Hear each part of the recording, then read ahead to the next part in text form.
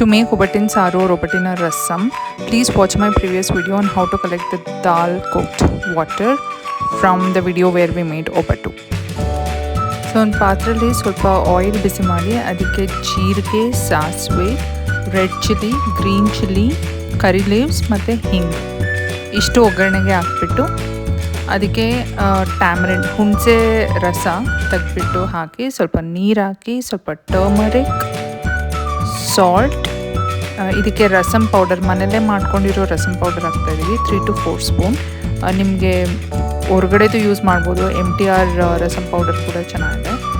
ಒಂದು 3-4 ಮಿನಿಟ್ಸ್ ಬೇಯಿಸಿ ಅದಾದಮೇಲೆ ದಾಲ್ ವಾಟರ್ ಇಟ್ಕೊಂಡಿದ್ವಲ್ಲ ಒಬ್ಬಟ್ಟು ಮಾಡಬೇಕಾದ್ರೆ ಇದನ್ನು ಬೇಯಿಸ್ಬಿಟ್ಟು ಸಪ್ರೇಟ್ ನೀರು ಮಾತ್ರ ಸಪ್ರೇಟ್ ಇಟ್ಕೊಂಡಿರ್ತೀವಿ.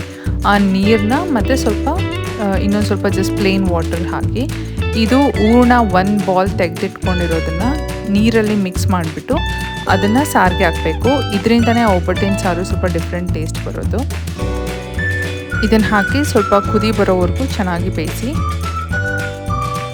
ಕಲ್ಲುಪ್ಪು ಹಾಕ್ತಾಯಿದ್ದೀವಿ. ಮಧ್ಯ ಮಧ್ಯ ತಿರುಗ್ತಾ ಇರಬೇಕು, ಇಲ್ಲ ಉಪ್ಪಿಬಿಡುತ್ತೆ.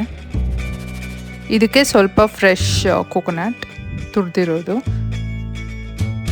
2 to 3 ಸ್ಪೂನ್ಸ್ ಹಾಕಿದ್ರೆ ಸಾಕು. ಲಾಸ್ಟಲ್ಲಿ ಸ್ವಲ್ಪ ಕೊತ್ತಂಬರಿ ಸೊಪ್ಪು ಹಾಕಿ ಆಫ್ ಮಾಡಿ ನಿಮ್ಮ ಒಬ್ಬಟ್ಟಿನ ಸಾರು ರೆಡಿ.